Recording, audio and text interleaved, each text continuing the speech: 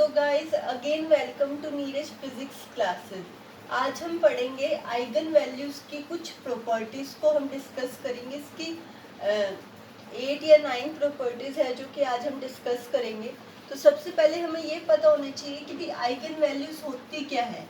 Consider करते हैं, हम एक लीनियर ट्रांसफॉर्मेशन हमने कंसीडर करी Ax is equal to lambda x. तो जब लैम्डा एक्स यहाँ आ जाएगा तो क्या आ जाएगा, A X minus lambda X is equal to 0। ठीक है, फिर A minus lambda I into X is equal to 0। X मैंने क्या ले लिया, कॉमन ले लिया। अब जो यहाँ पे लैम्डा जो आएगा, अब इक्वेशन के लिए लैम्डा की जो वैल्यू सेटिस्फाई करेगी उसे हम कहते हैं आइगन वैल्यूज, एंड एक्स को हम कहते हैं आइगन वेक्टर। हर एक आइगन वैल्यू के लिए आइगन वेक्टर अलग होगा। सपोज अगर आइगन वैल्यू आती है 2, उसके लिए अलग से आइगन वेक्टर होगा। अगर लैम्डा की वैल्यू आती है 5, उसके लिए अलग से आइगन वेक्टर होगा। ये कहने का मतलब है कि भी हर एक आइगन वैल्यू के लिए एक अलग से आइगन वेक्टर होता है। There is only one eigen vector corresponding to every eigen value. तो ये आइगन वैल्यू की कुछ डिस्कशन थी, क्योंकि प्रॉपर्टी से पहले हमें कुछ पता होना चाहिए कि भाई आइगन वैल्यू होती क्या है। एक्चुअल में एक लीनियर ट्रांसफॉर्मेशन से आई है। अब यहाँ पे जो a minus lambda I x is equal to 0 है, ये a minus lambda I x is equal to 0 से हमारे पास हमें ये पता लग गया कि भाई लैम्डा क्या होता है, आइगन वैल्यूज होता है। एक्स क्या होता है, आइगन वेक्टर होता है। a माइनस लेमडा आई जो होता है वो क्या होता है, वो होता है कैरेक्टरिस्टिक मैट्रिक्स। इसको कहते हैं हम characteristic matrix. And a minus lambda आई का अगर मैं डिटर्मिनेंट ले लूँ इज इक्वल टू 0, तो इसे कह देंगे हम कैरेक्टरिस्टिक इक्वेशन। अगर मैं a माइनस लेमडा आई ले लूँ इसका डिटर्मिनेंट, इसे कह देंगे हम कैरेक्टरिस्टिक पोलिनोमियल।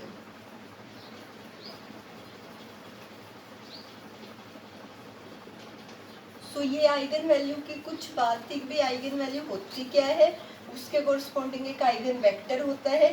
अगर मैं सिर्फ a माइनस लेमडा आई लूँ तो उसे हम कहते हैं कैरेक्टरिस्टिक मैट्रिक्स।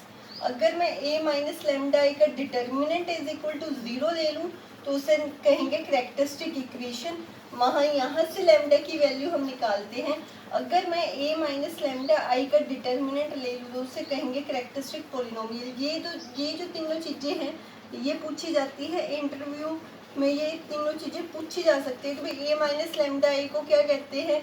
उसका अगर हमने डिटर्मिनेंट को 0 पुट कर दिया उससे क्या कहेंगे, सिर्फ डिटर्मिनेंट ले लिया उससे क्या कहेंगे। ये सिर्फ इंटरव्यू क्वेश्चन से हमें पूछी जा सकती है। अब पढ़ते हैं हम इसके प्रॉपर्टीज क्या है। इसकी फर्स्ट प्रॉपर्टी है कि भी जो आइगन वैल्यूज का जो सम होता है वो क्या होता है, ट्रेस ऑफ अ मैट्रिक्स। मैंने पिछली वीडियो में आपको ट्रेस ऑफ मैट्रिक्स समझाया था क्या होता है, वहाँ पे भी मैंने आपको यही चीज़ बताई थी। तो ये वही चीज़ है। इस ट्रेस ऑफ मैट्रिक्स का लिंक मैं आपको डिस्क्रिप्शन बॉक्स में दे दूंगी, आप वहाँ से जाके देख सकते हैं कि भाई ये होता क्या है ट्रेस ऑफ मैट्रिक्स। अब सेकंड प्रॉपर्टी है कि भी जो आइगन वैल्यूज का जो प्रोडक्ट है वो इक्वल होता है डिटर्मिनेंट के। That is lambda 1 lambda 2 up to सुवेन लैम्डा n अगर आइगन वैल्यूज है, इनका जो प्रोडक्ट होगा वो क्या होगा, डिटर्मिनेंट के इक्वल होगा। एंड हमें ये पता होना चाहिए कि भाई डिटर्मिनेंट कैसे निकालते हैं। वो ये देखो, ये डिटर्मिनेंट है। सपोज 1 2 3 5 6 7 8 9 0। तो डिटर्मिनेंट कैसे निकालेंगे, पॉजिटिव नेगेटिव पॉजिटिव।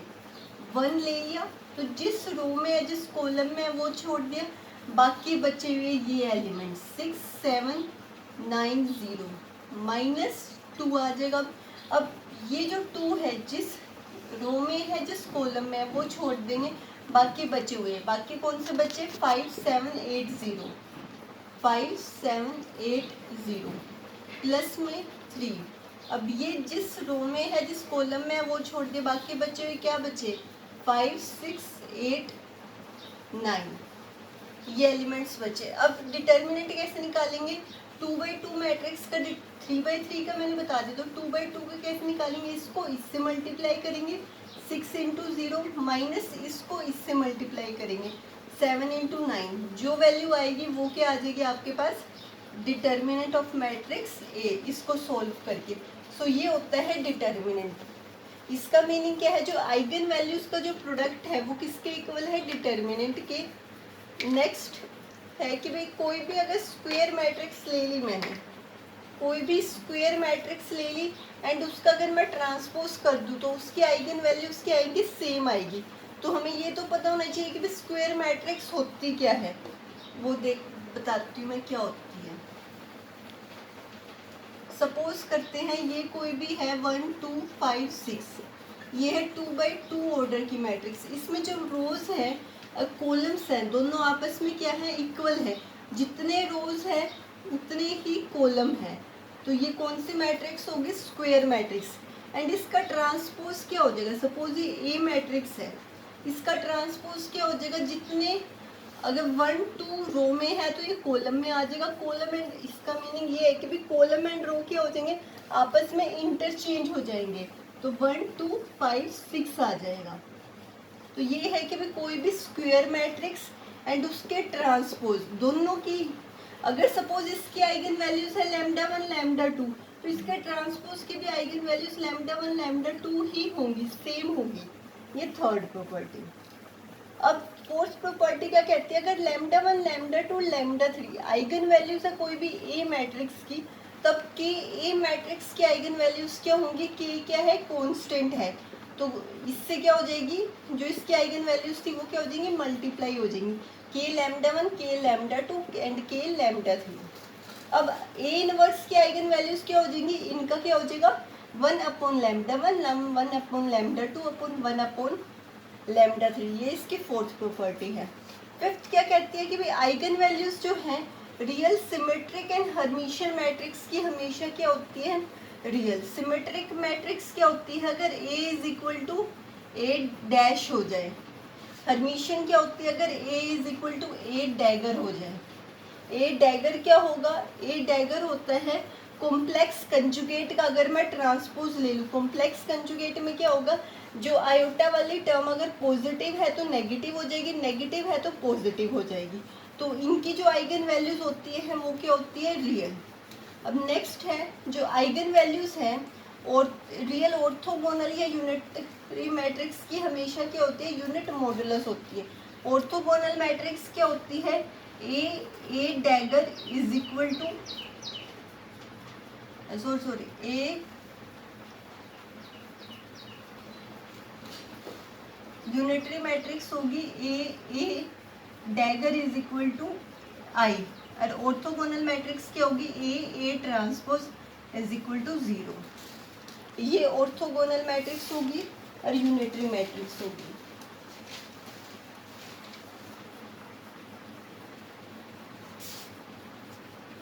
नहीं, A transpose is equal to I होता है और A dagger is equal to I होता है यूनिटरी में। ऑर्थोगोनल में ये होता है, इनकी जो आइगन वैल्यूज होती है वो हमेशा यूनिट मॉडुलस होती है।